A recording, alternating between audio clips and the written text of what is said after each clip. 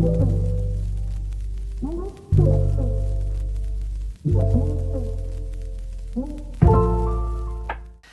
friends, welcome back to my YouTube channel. For this second video of Pride Month, I thought about doing a book haul. I'm gonna introduce you book by book to my queer bookshelf. First one is Honey Girl. Honey Girl was one of my favorite reads so far in 2021. It's about a young girl that just completed her PhD and she went to celebrate in Las Vegas and got married to a stranger, another girl. And so she wakes up, she only has like some kind of radio business card to contact the girl, and she goes back and she just finished her studies and she's completely lost. She doesn't know what she wants to do with her life. Does she really want to work in, I think it's astrophysics, astronomy? Does she really want to work in astronomy? Will she find this girl? All of that. And it's an absolutely lovely story. It's so well written. It's not just a romance. The whole thing about Grace questioning herself and questioning what she's doing and trying to figure out her way in life. So if you're a 20-something that finished your study in the middle of a pandemic, you probably will connect a lot with the main character, and it's an amazing book. Another one of my favorite is Not Your Sidekick. I read this one last year in 2020.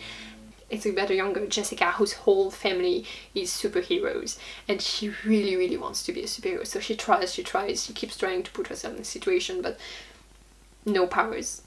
And so she decided to get an internship at a big company, and finds out that she just got an internship at like the big villain company.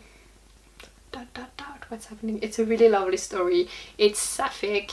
The main character is a bisexual Vietnamese young girl, and it's so good. In the following one, the main character is a trans young man, and in the third one, the main character is an asexual girl. Really advise it. It's really good. If you love superhero genre, just go for it. It's another one of my 2021 reads is To Be Taught If Fortunate by Becky Chambers. Becky Chambers does space opera with often a cast of queer characters, and this book is very lovely. It's a novella. It's super tiny.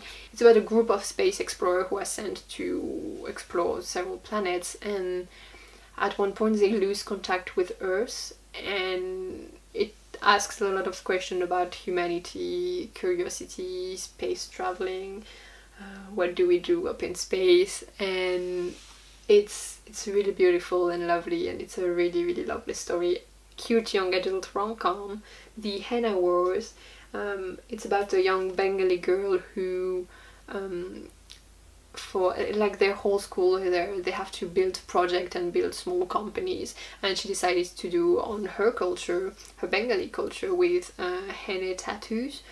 Her crush, which is a Brazilian bisexual girl, also decides to do a henna enterprise, a henna firm, except like she's essentially appropriating Nishat's culture. And so it's a really lovely read. It's really fun, well written, like you really go through it, and it's really nice. And its own voices. The Falling in Love montage is a jewel of a book. If you have just seen any rom-coms, you will love this, because it makes fun of all the rom-com tropes. Like, they just want a falling in love montage and none of the the troubles that goes with it. So it's about two young Irish girls who decide that they want to have fun this summer. They don't want like the bad sides of the relationship, they just want the cute side you see in rom-com. So they make a list of all their favorite parts in rom-com movie, like going to a fair, or I don't know, I don't remember all of it, but it's really fun, it's really funny. There's a lot of pop culture references, which I always love in a book, and it's great. Just read it, and it's sapphic again. Now to this big baby. This is my best read of 2020. It's a fantasy book. It's a sapphic fantasy book. There's also a side gay character in it. Basically, there are gays, there are dragons, and it's the best fantasy book I've ever read, I believe. I loved it so much. It was one of the first queer fantasy book I read. Probably the first queer fantasy book I read, and it's a book that made me fall back in love with fantasy. If you want to know more about it, I'll link you to the video I did on this. And don't be scared about its size. It's big, but it's worth it. First, Alice Oseman of this pile.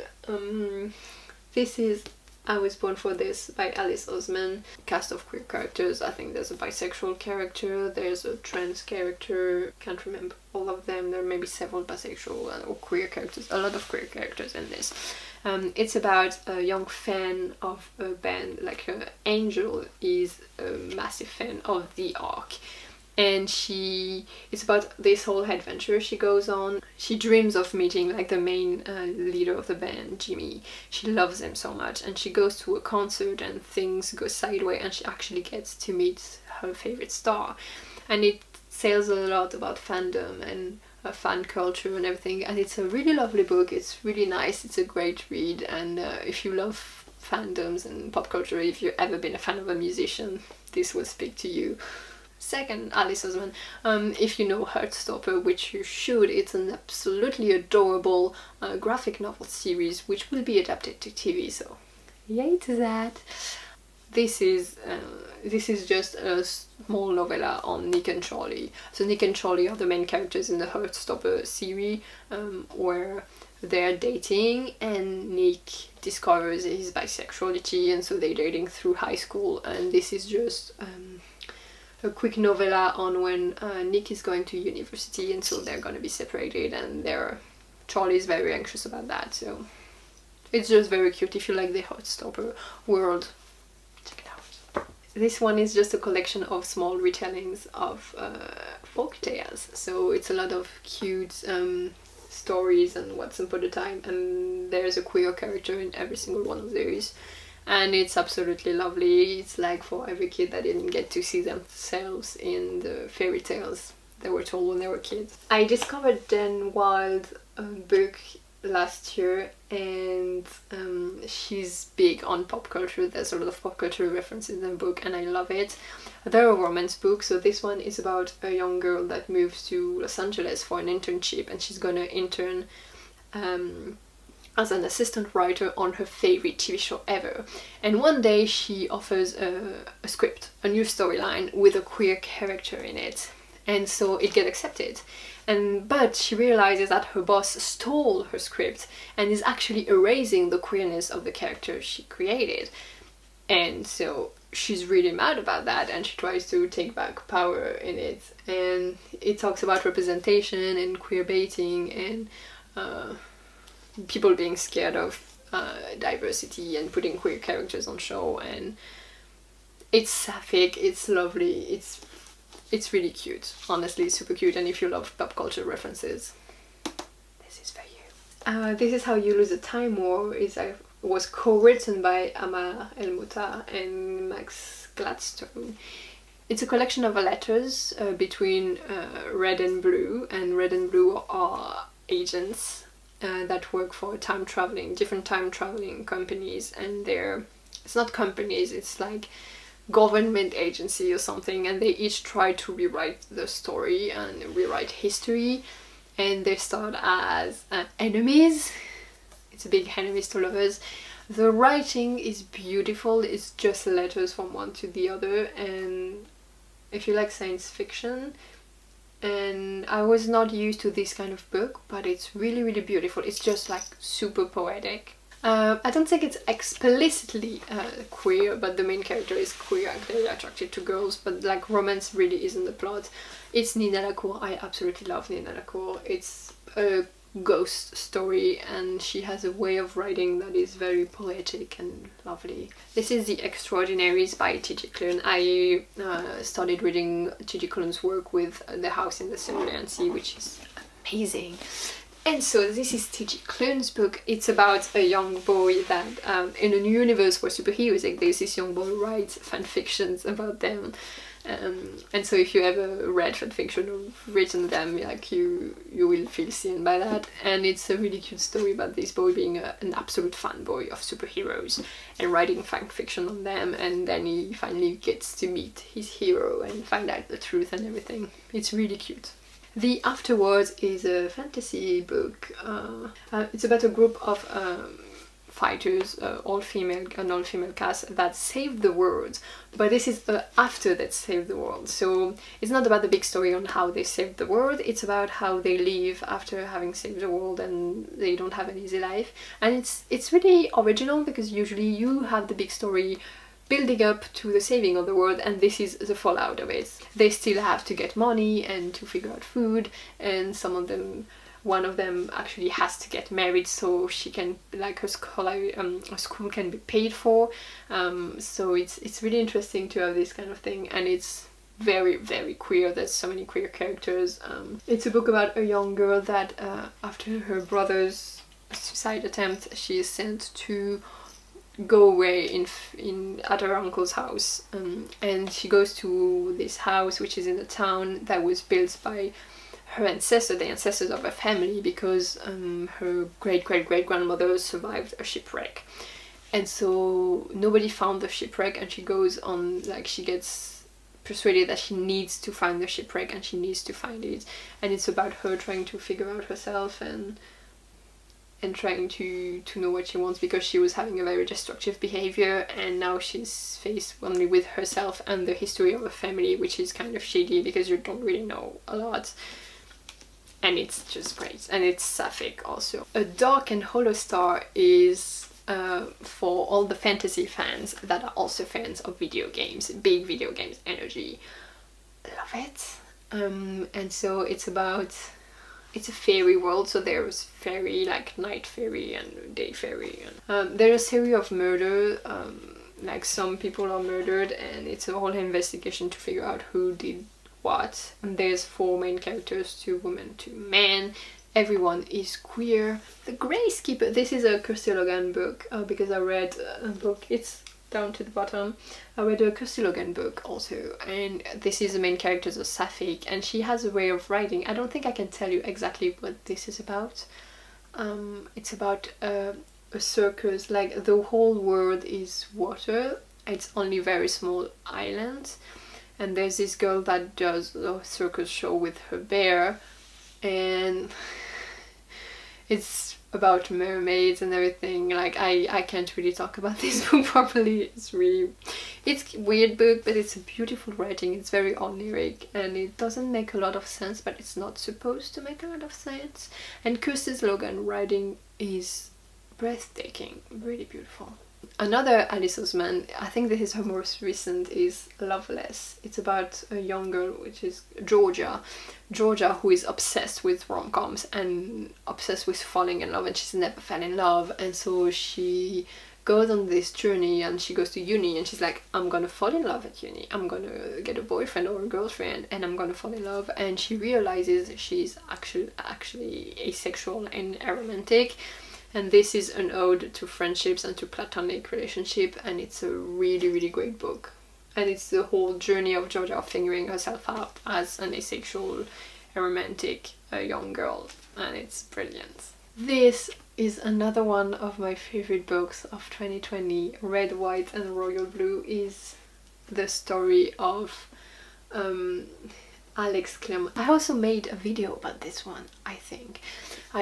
It's about the son of the first lady, the son of the president of the United States of America, and one of the Great Britain prince, like one of the English prince, and they hate each other, and they get on this big brawl in front of cameras. So they have to go on this PR tour to make everyone believe that they're actually friends, you know, and so they go on this PR tour when they hate each other, and they have to pretend to be friends in front of camera, and they actually get to know each other.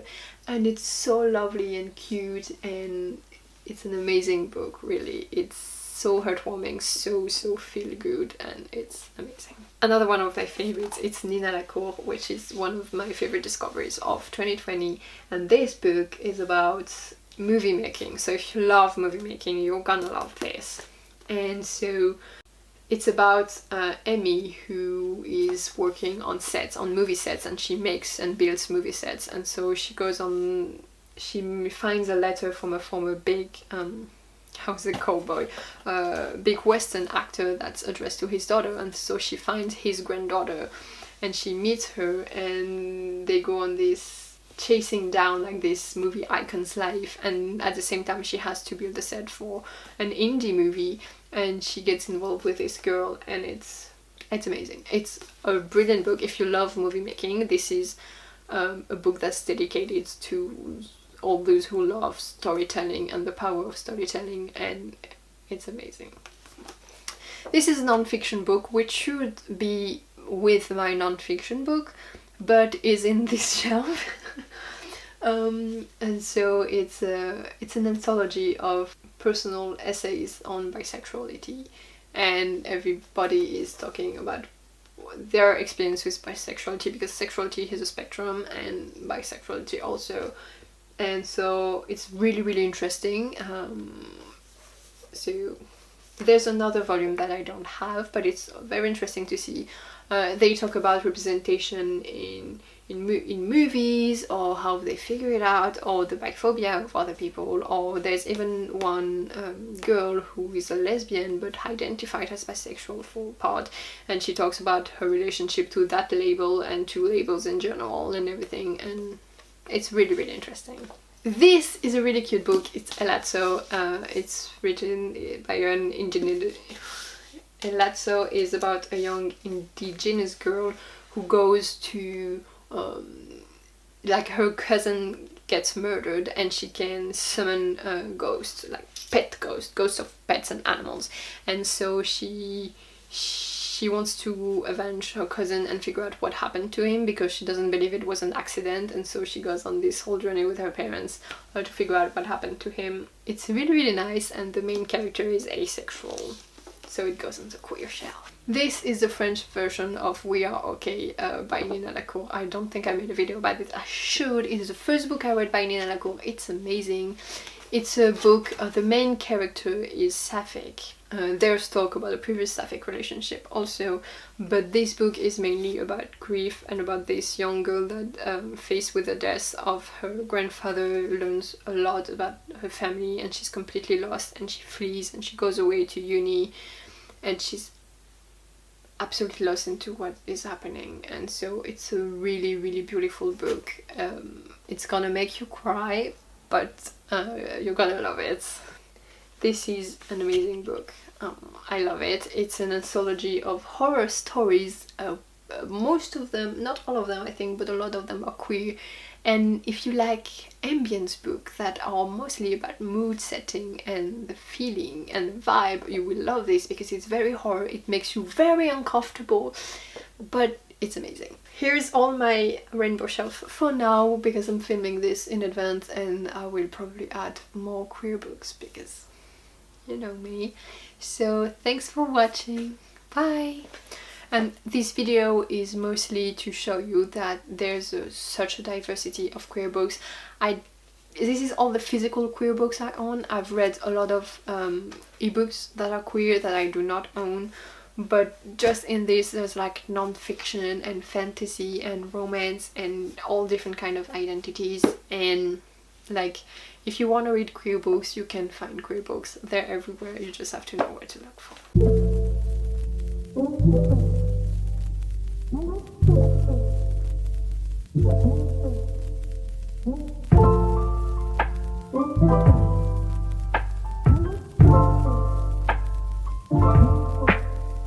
Cool.